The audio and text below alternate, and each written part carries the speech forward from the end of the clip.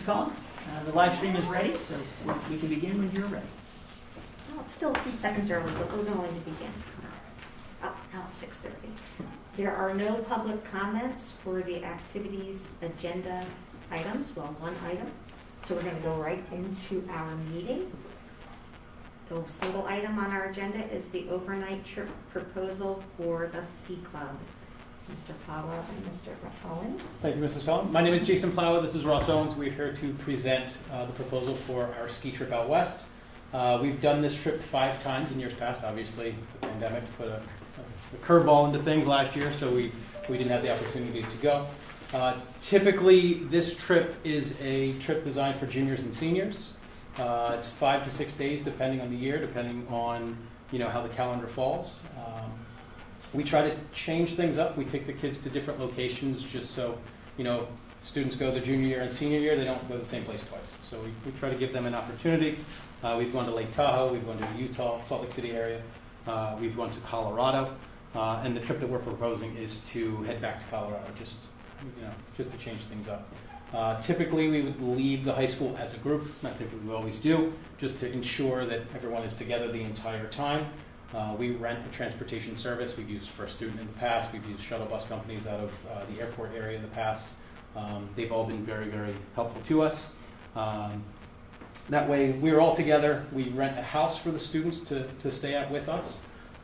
Depending on the house that we can get, it varies as far as accommodations go, but we try to find a place that the kids enjoy being at, so there's activities for them to do and prevents them from doing things they shouldn't be doing. We've had houses in the past where all the boys were on the first floor, the middle floor was all the living area, and the top floor was all the girls. So depending on the house and the floor plan, we dictate where everybody stays.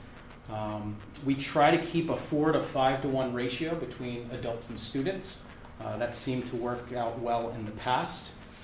We've had about an average of 20 or 21 students with each trip, and it's always been a combination of juniors and seniors. We found that there's a certain level of responsibility that's required on a trip like this. You're representing Penn Ridge, you're representing your family, and you are traveling in a plane across the country. So there's a lot of expectations and responsibilities. It's a trip that a lot of our students have looked forward to since their middle school days. They hear about these trips in the middle school ski clubs, and I remember two seasons ago we were at Blue Mountain, and middle school students were coming up to us. We had no idea who they were, and they were talking about the trip out west and how they want to go on it one day. So that was neat to see. But it's been very successful. Typically, what we do is we wake up and we provide the kids breakfast. We don't cook for them. This is a lot of times their first opportunity to cook, get clean, and sometimes it gets a little interesting. Whether they put dishwashing detergent or dish soap in the dishwasher. These fun things tend to happen, but it's a good life lesson, and the kids are all better for it. So typically the trip consists of 2 travel days, 3 days on the mountain, and then a day built in there just in case of contingencies. We show up with $1,750 this year. Yeah. The price we have for this year is $1,750. It's a lot of money, but for what the kids get out of it, it's pretty hard to beat. The price isn't set in stone. Obviously, if we can find better deals, then that price goes down. But we always want to aim a little bit higher. That way, we're not having to ask families for more money later on. And in years past, the trip has ranged anywhere from about $1,500 to $1,700, give or take. Every location is different. We always incur separate expenses, that are unforeseen. So we kind of do the best we can with that. As far as the meals are concerned, we have plenty of meetings leading up to it where the kids pick their own menu. We help them design a menu. We have companies that do our grocery shopping for us, so we don't have to worry about it. It's inevitable that the kids are going to want something else when we get out there, so we're always taking trips to the grocery store to get extra things. We can accommodate any dietary need or restriction. We haven't had any issues with that in the past. As far as the transportation goes, when we get out there, we typically rent 2 SUVs, 2 pickup trucks. The SUVs are your people movers, the pickup trucks are your gear movers, all of which have 4-wheel drive. We have a core group of chaperones that we trust, and have done a phenomenal job throughout the process. And these are the same groups of people that go on all the Blue Mountain trips that we do and the trips up to Vermont as well. So they have a lot of experience working with these kids, and it's a really great opportunity. As far as the school days missed, it obviously depends with each year with the calendar. Sorry, I'm jumping ahead of myself here. This is just a sample itinerary, what a day typically looks like. You know, we do a wake-up call, breakfast, we allow the kids to pack their lunches. They can buy food on the mountain, but it gets pretty pricey, so we give them the option not to. We typically do the same thing. A lot of times the kids will create like an assembly line to make sandwiches and stuff, and it's kind of neat to see that play out. We'll spend the whole day on the mountain. We'll return back. Dinner, typically we'll assign one or two cars of kids, either cooking or cleaning responsibilities for that night, and then the next night they have off. So it kind of rotates through, and everybody does their fair share.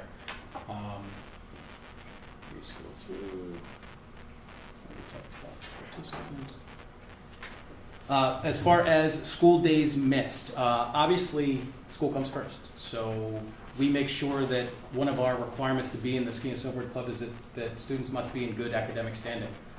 If students are failing classes, they're removed from the club, and this happens in the beginning of the year. So typically by the middle or end of the school year, this isn't an issue. For a lot of our students, you know, they don't play sports. They don't, you know, have any extracurriculars. This is what they do. And, you know, having that potentially be taken away from them really means a lot. And we've worked with students. We put them on academic contracts in the past where, you know, students started off the year very, very poorly, and, you know, they got all their grades up above C's, and that was a huge accomplishment. So being able to work with the kids in that sense, I think, you know, goes a long way. So that covers the academic component. The reason why we picked the trip over this break is because it coincides with our President's Day holiday, which allows the kids to have, you know, good conditions out west, but it also gives them that extended weekend as well. I believe on the calendar that Tuesday is an in-service day, Tuesday, February 22nd. Yeah. And the staff would miss 2 days in total, one of which is instruction, one of which is the in-service. The students would miss 1 day of instruction. The contingency day, you know, that's in there, you know, if a plane breaks down and we can't leave, that happened the 1 year, or if you know, 2 years ago an avalanche sucked down the canyon so we couldn't even get to the mountain. So it kind of, you know, allows the kids to still get a lot of the aspects of the trip out of it instead of having to miss out on something.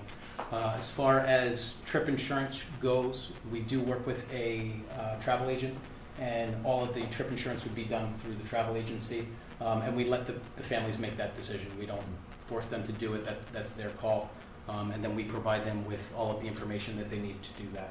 So that's above the $1,750, right? Yes, that would be an extended cost. Yeah. We have a really good relationship with the mountains that we've worked with, and 2 years ago we were able to get refunded for lift tickets that weren't used. So that was a very good thing for us and for the kids. So, you know, a trip like this, things are going to come up, things are going to happen, you know, and it's kind of, you know, work on the fly and see, you know, what you can do to accommodate the kids as best as you can. As far as the rationale, you know, this was something that a group of students. Oh, sorry. Thank you. I should give this to you.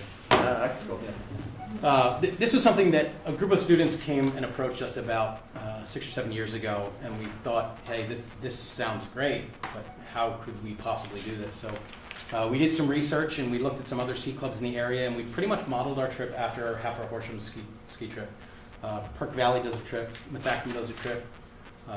Obviously, we've done this trip. Chaperones does this trip, but we kind of, you know, took we had a roundtable meeting with ski club advisors in the area, and we basically just shot ideas to each other, and this is what we came up with. And so far, it's worked really, really well.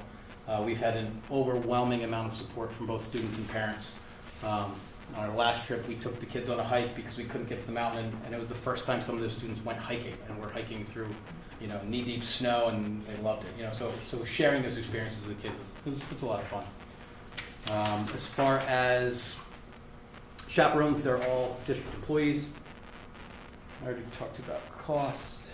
Security, obviously, at the mountain, they have their own security, and we're all under one roof for the lodging, so that doesn't apply there. Emergency plans, we have a pretty extensive packet of paperwork that the students fill out prior. We always have that on record. We didn't really think it would be as important as it was. And 1 year, a student forgot his ID, and when you're trying to get on a plane and you don't have your ID, all they cared about was that medical form, which we were shocked at that. So, dealing with these problems as they come up, it kind of prepares you more and more.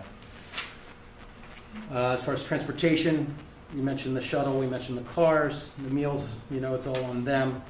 No, we supervise, but, we make them cook and, help along the way. That's pretty much it for the proposal. Any questions? Which mountain did you want to? We don't know yet. So, and that's the game you play.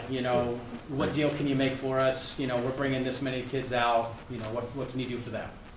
So we went to Vail a couple years ago, and Vail's a great mountain, but they don't like working with groups, and they don't like helping kids out. So Pricey.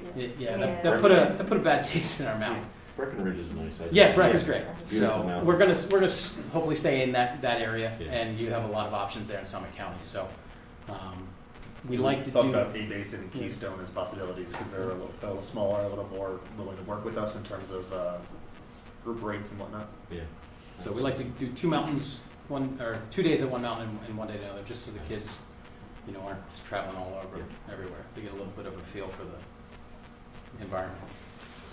Have you ever had more students want to go than you could take? Like, have you ever had to say no for reasons other than behavior, grades? Sure. Those types So of things? we capped the trip at, it depends on the house. The most we've ever taken is 22.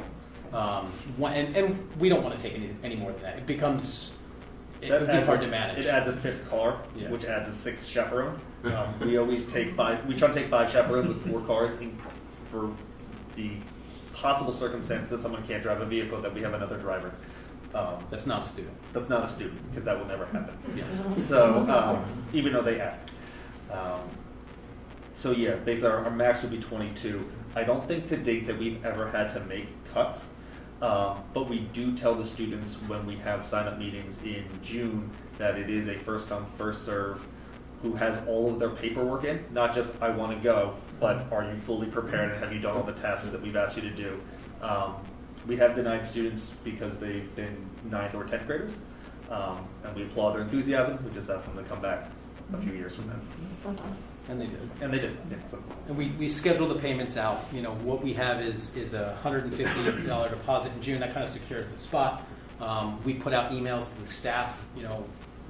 This group of students is interested in the trip. If you have any reservations, please let me know. And it could be a personality conflict. So we always talk to the kids. We talk to the teachers just to figure out what the deal is there. And we've never had that issue, but at least we put that out there just for people to give some feedback.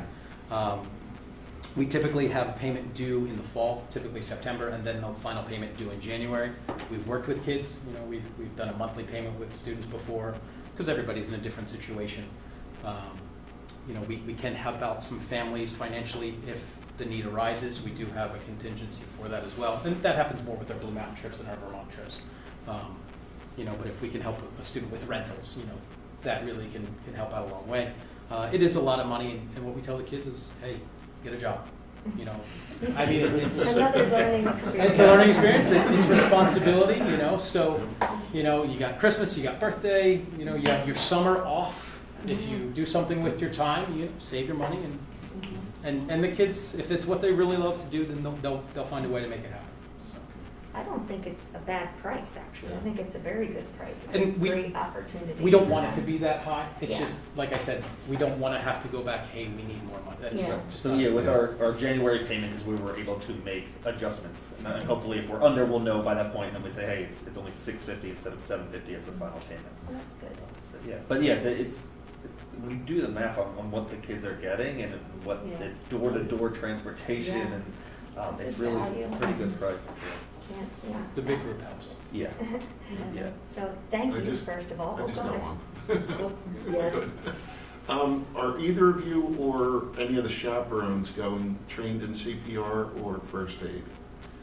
I'm sure it has expired. Okay. I can't speak for You don't the forget others. this, right? You don't I- forget yeah. how to do it, Yeah. it's just a certification, So okay. I know that Karen is because she's a coach. right? Karen is the coach. I was trained 2 years ago, but that would at this point have lapsed because I didn't renew it last year because we didn't go on the trip. Jen Pennyback, who was a guidance counselor at one point, I believe was wilderness first aid trained. She used to do climbing. Okay, pre- that's a good one, I think. being a guidance counselor, so she worked at EMS and Wilderness. and did outdoor excursions, so she has like Yeah. outdoor wilderness first aid training Okay. as well. All right, that's good. And we Yeah. also have, we bought walkie-talkies a few years ago, so they work when cell towers don't work out on the mountains. And so typically the chaperones have one, or if there are large groups of, also, we encourage all the students to go in groups. There's no, I just want to ski by myself today out there. Yeah. It's at That's least not allowed. 3 or 4 kids, and if there are larger groups, like sometimes it's 10, we give them a walkie-talkie so they can communicate with us. Very good. Great. And I think it's a great educational trip, too. It's not just for fun. These are kids that are going to be leaving their homes, you know, either Life right the experiences. next Yeah. fall or the year after that, and learning how to live with other people in a house, even for a few days, Oh, and yeah. cooking for yourself It's a good precursor. is really, it's good for them. So I love that aspect of it, and just thank you for providing it to them. I know it's not easy to organize it, so we appreciate it. Well, you get to ski, right? So. Oh, that's Yeah. You know, Well, they we do, but it's still a but job. It's Still- that phone rings, you're like, oh, what now? Yes. Oh, he's not here, okay. It's still a I'll commitment meet to you at take Bob. students, so. Any other questions? No, that's a good idea. Yeah, good, okay. Gentlemen, Yes, thank we'll you. move Thank to you. the, Thank you. Thank you very much. Thank you, Bill. Thank you. Thank you. Okay, thank you very much. Mrs. Burkle, you next. all right, that was the only item, so now we're back to public comment. And there is one public comment that was not pertaining to an agenda item. It is from Linda Curry, who is from Percy. I am totally against any educational equity policy the board may be considering. It is socialist left-wing rhetoric and should not be considered in conservative values Penridge. The teachings it espouses have no place in school, but rather at home by parents. I have lived here 45 years, worked in the district for 24 years, and my children graduated from Penridge. That is the only public comment at this time. Okay. If there's nothing else, then we will adjourn activities. Okay. Thank you, Mrs.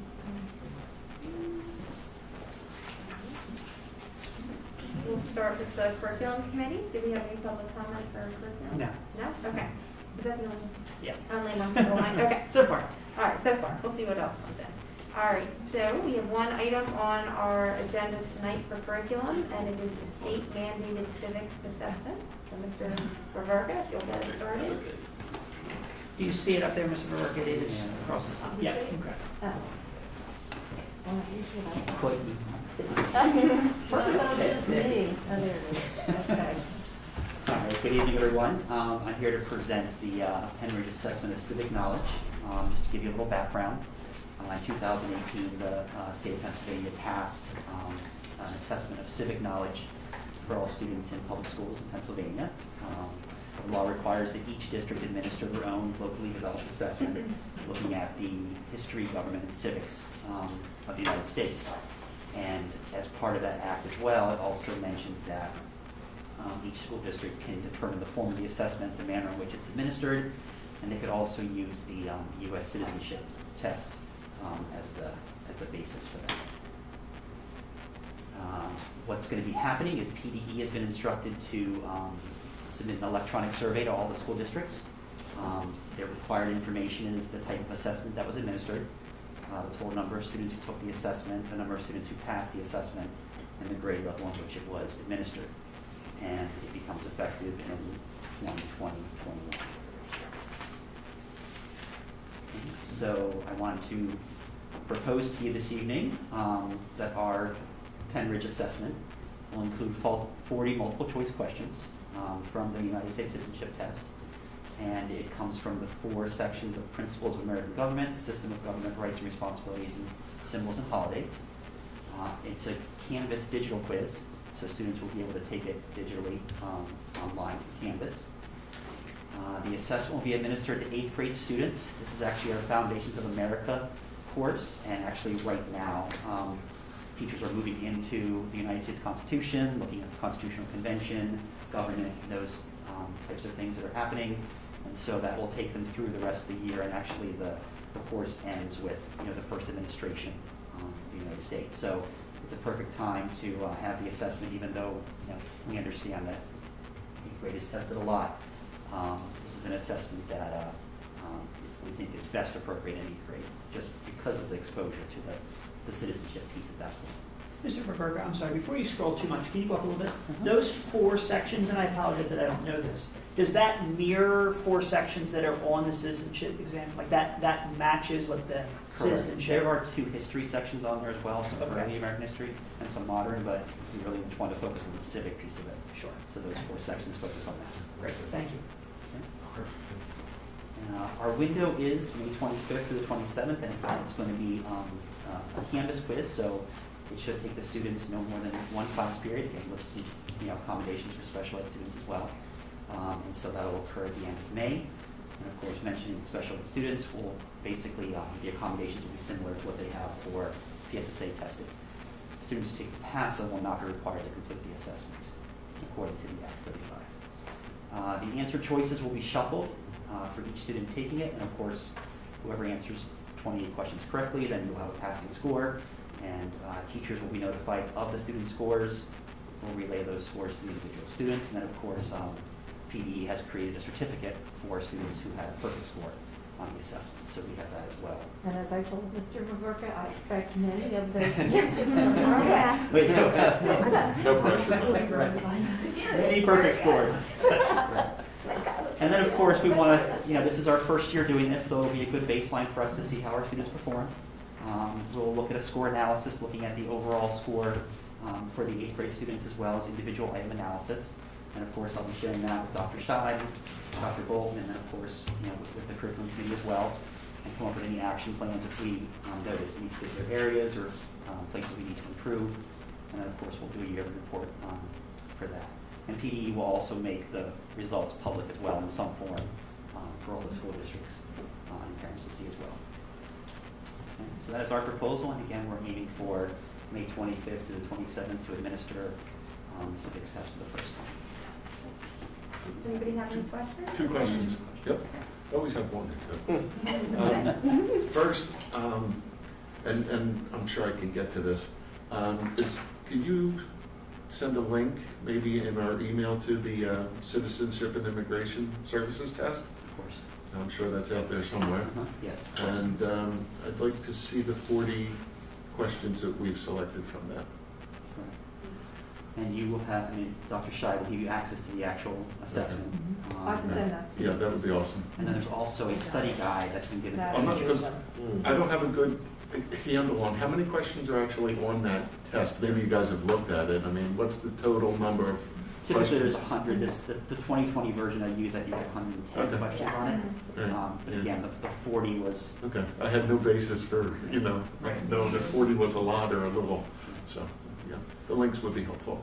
I'll send the link to the test, Okay, and then you have the study guide, so you'll see how they're. okay, perfect. again, teachers haven't given the study guide. It's not to be shared with students, but they can use that as a guide to inform their instruction for the Okay, assessment. perfect. And this material is routinely already taught as part of the 8th grade curriculum. But that's where it lands, which is why you look at that and say this is a natural outgrowth of Great. Yes. what they're doing. I noticed when it said PDE survey that PDE talks about doing their survey every other year. Will they only gather information every other year across the state is what they're indicating? But we're going to do it in every We'll do it every grade year year. so that we They'll have gather cohort their data and the students all have the opportunity. Great. Correct, yes. Any other questions or No, comments? I'm good. Sounds good. Okay. Not as exciting as skiing and board, but. Not as expensive. So enjoy That's it. right. Students can take the test and fail. That's right. Don't plan the testing Fly over through the, fail. over the ski and board window. Are there any repercussions, In eighth grade, what's that? sorry, are there any repercussions if the majority of the students don't pass the test?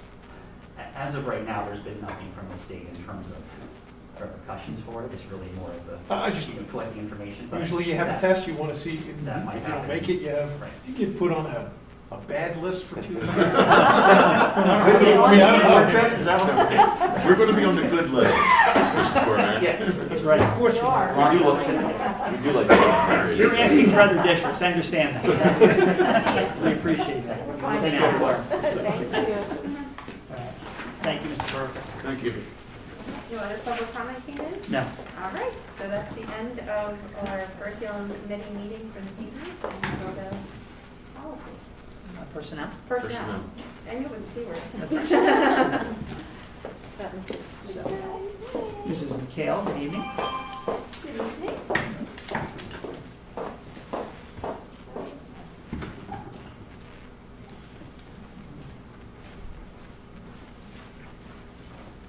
So we don't have a committee chair this evening, although I understand we have a new committee chair, Mrs. Dolan, who can't be with us this evening. I'm not aware of any public comment. Correct. Thank you. Okay, so the first thing on our list was the revised job descriptions.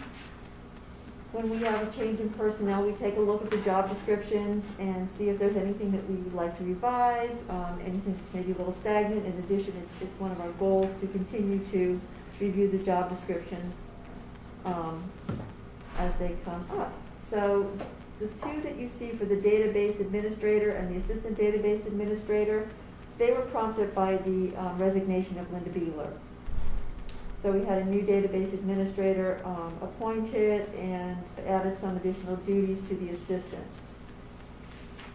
Also the same with the house principal, that was prompted for review by the resignation of, the retirement of Dr. McAllister.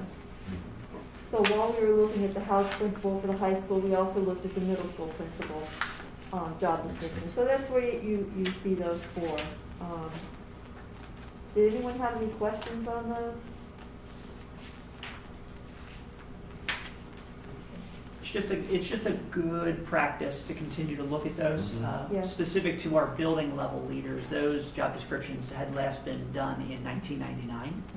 And so obviously the responsibility, you can see the amount of red that is there. Yes. The focus on instructional leadership was not present in 1999. It was more student management and activities, which is still part of their position, but not the primary part of their position, thank goodness, in Penn Ridge, that they do have. And hopefully you see that in the job description changes in terms of that piece. Actually, I did have a question. Mm-hmm. In a few of them, I can't remember exactly which ones, but there would be like a line through the number. I'm sorry, I don't have it. Yeah, yeah. A line through the number, but then there was red indicating that that was still going to be a thing. So is the line through the number was just like an error and that's still going to be an item? It's not on the one that Yeah, I'm currently we looking will at. clean that up. I see what you mean on the assistant database administrator Right. number 3. Okay, Is that what you're probably, talking about, yeah. the Yes, three? that's it. Yep. You know, that's probably when you're doing the, Yeah, when the you're doing the formatting. tracking, it tracks the whole change in Okay. that line sometimes. I figured as much. I Yeah. just, No, it's good. It's a good catch. And obviously the numbering is off when you're taking some off and adding It them is, and all of that. and, But we'll clean that up once they've We been will approved. definitely get that cleaned up.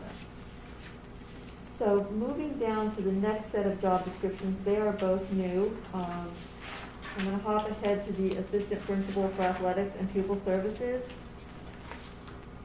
That would be a position assigned on the secondary level. Did anyone have any questions on that job description? So I just want to remind board members, because as part of the last finance committee, Dr. Durr was here to talk about positions, and one of the positions we talked about was the assistant principal for athletics and people services.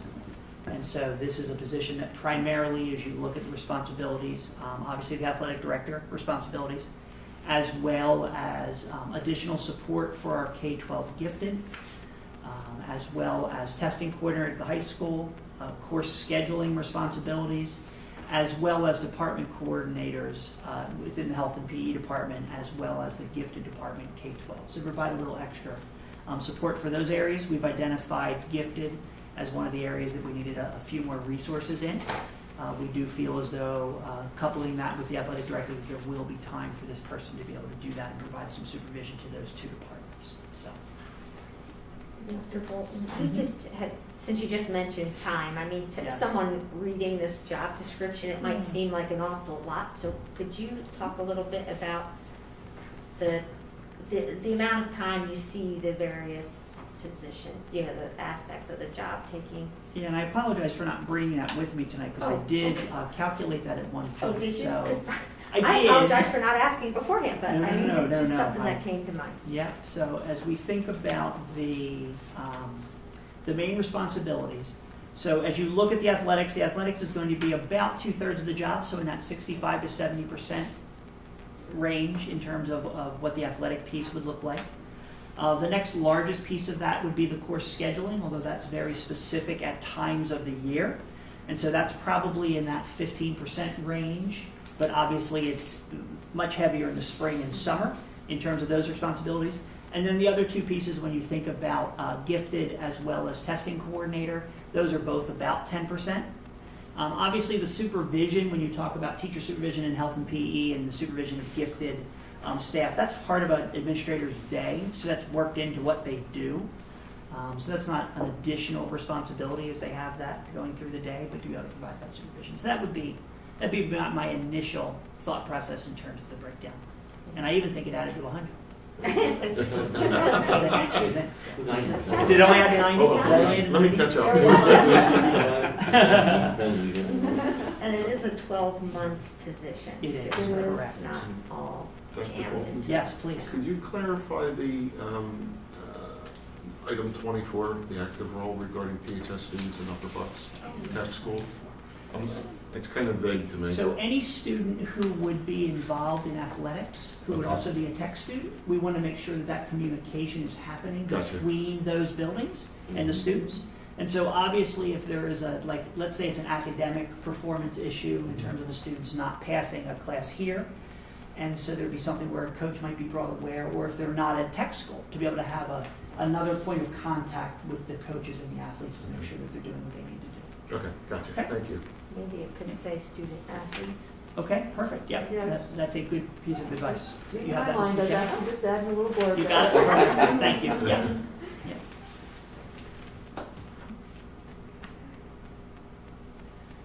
The last job description that we bring to you tonight is the Assistant Director of Food Service. This is a new position and a new job description, and Mrs. Giordano is going to give us a short presentation.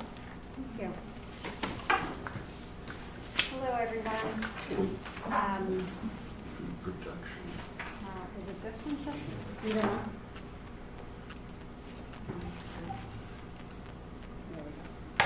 So I'm here tonight to talk to you about a new job description for an assistant director of food production for the nutritional services department.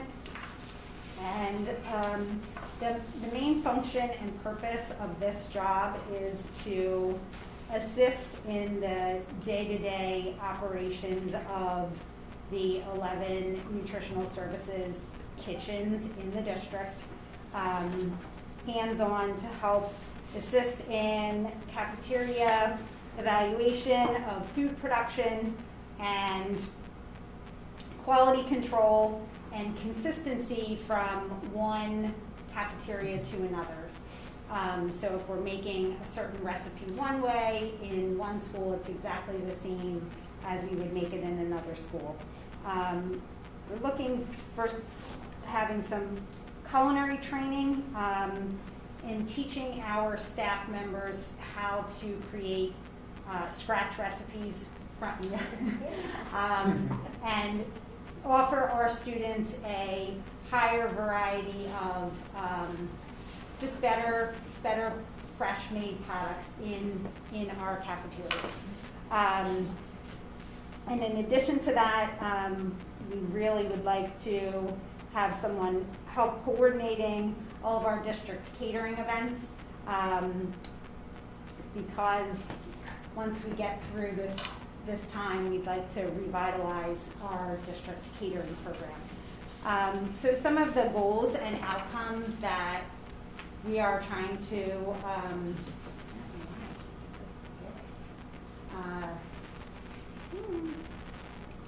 there we go. Is to increase the productivity in our kitchens. So just making sure all of our staff is working smarter and not harder. Thinking this person would spend multiple days in kitchens, teaching, training, and working with our staff on the scratch cooking, new recipe development, taste testing with our students, gathering feedback. Board members? Board members, yes. I would be available. That would be welcome, right?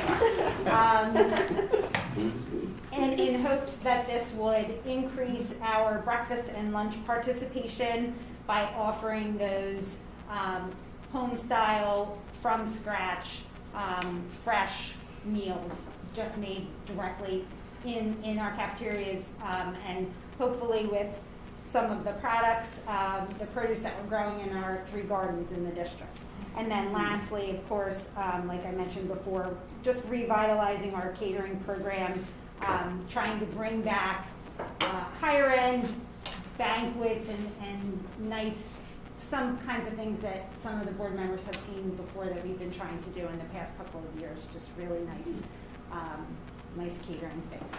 So those are the goals, and then it's just really an investment in our future. So we're proposing a $40,000 salary plus benefits, and that's all paid through the nutritional services budget, which with this new position, my projected surplus for the 21-22 school year would still be over $1,400. So it's not, we're using the money that we're doing well with, and then putting it back into our own program.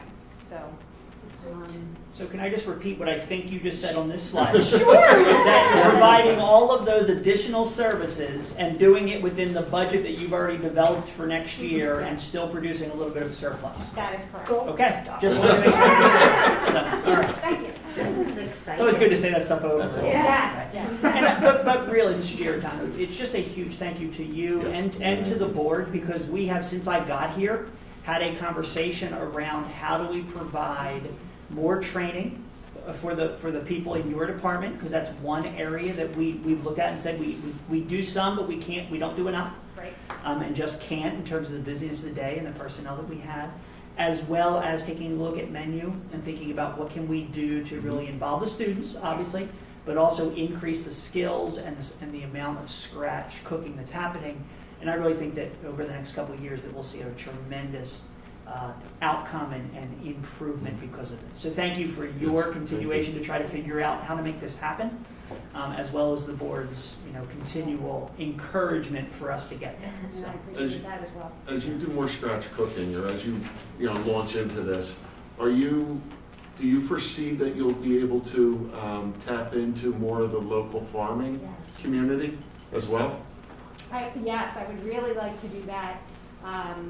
And we have done it in the past, but again, it's, I think, having a person to help make that happen will be definitely a plus, because it's manpower, trying to coordinate and get all of that done. So, Cool. yeah. And Yeah, because that's always a big plus, locally grown, Correct. scratch cooking, Yep. locally grown, right. so it's always a big plus. And like I said, we have the 3 gardens, so we're hopeful to get some of those up and running this year, even, through all this time, and then we can use some of that stuff, in the fall, so. Thank you. Yeah, I think when we go to the, we've gone out to the conference, the school board conference, you're bombarded with these different services that will do what you're describing, and that's kind of what got us excited about it. And Yeah. just even hearing those words, scratch cooking, it makes you feel good that they're going to be having food available to them that's more wholesome for them. And I'm sure I think it'll be definitely worth it, the extra position, rather than involving another service. You'll do it right from here, so. Thank you so much. This makes me feel so much better. Yeah. Any other questions or anything that I can answer? I just have one other public thank you since you're here. This is the first time that we've had an opportunity to have you here with us since the announcement was made that your department has crossed over 500,000 meals served to our community in just a year. And so just the amount of work it's touching to see every time one of those tweets or emails goes out that a different family responds to either you or to me or to a principal to just say thank you. And I think it just is a real indication of the number of people that your department has impacted. And from the very first day, because we shut down March 13th, and on March 16th, you said, how are we going to do this, right? We cannot allow people to go without food. And so it just really, you've done an amazing job and have served this community really, really well. So please pass that thank you I will. along. So, Thank you. Thank you. We really appreciate that. Okay, have a great night. Thank you. Thank you. Thank you.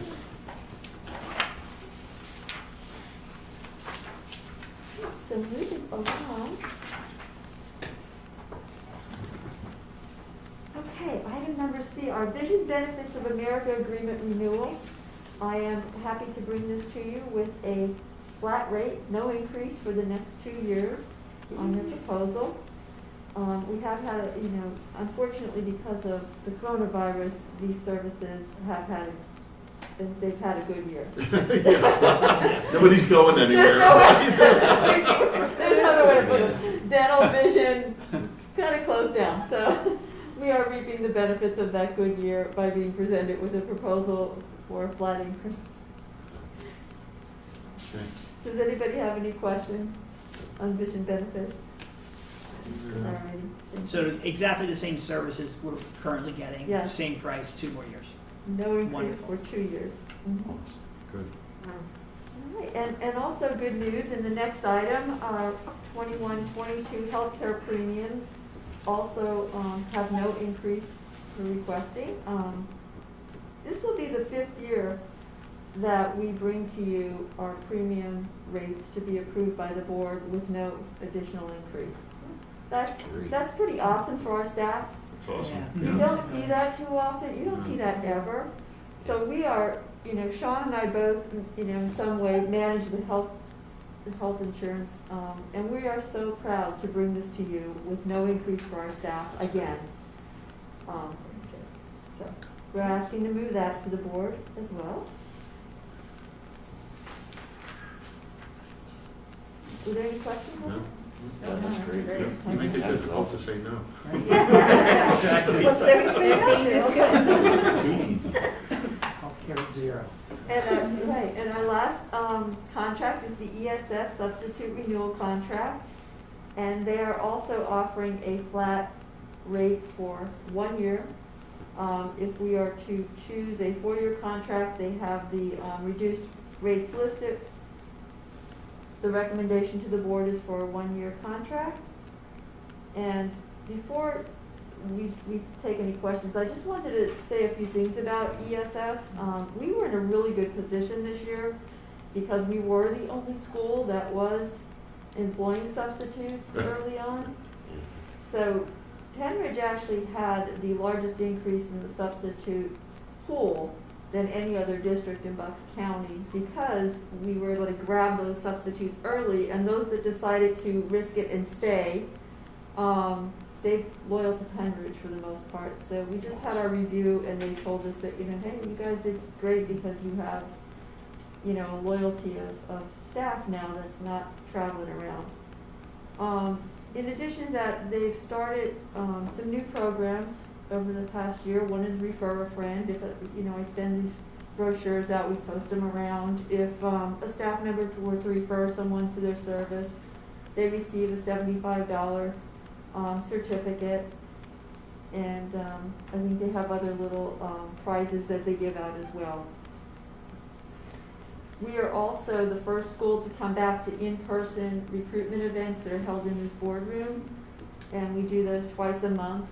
So again, you'll see our brochures around for that. They also do what they call Connect from your couch, Zoom recruitment sessions. And those are held like many times a month. Showing I a know. lot of initiative, but, all right. If you show up in your pajamas, we say no. They could have pajama bottoms. That's on. true, that's true. Dress them How well up. attended are the in-person events? So they're not like huge, swarms of folks coming into the room, which kind of works out now during COVID as well. It could be, 5, 10 people. Okay. And then they are limited, they would have to wait, or Right. they schedule appointments in advance, that's awesome. Sometimes it's just walk-ins, and they will accept them as well. So they use our screen, they have a presentation, they have laptops set up so that you could sign up right then and there, Okay. to become a sub. And because they're coming to Penn Ridge, to our recruitment events, again, they're loyal to us, they're staying with us, and they're not picking up jobs throughout the county. So we always get a few more people that way, so that's good. And how's, side topic, how's our own recruiting events going? Are we going out yet to recruiting events, or is that not yet No. back in place? No, they're all virtual. Okay. We have one on April 12th. But yeah, nobody's come back yet. I'm hearing some rumors maybe next year. Okay. They're not 'Cause offering them. we have that awesome They're just, video. Right? Yeah. Right? We do have that awesome video. We did put it up for our April 12th event.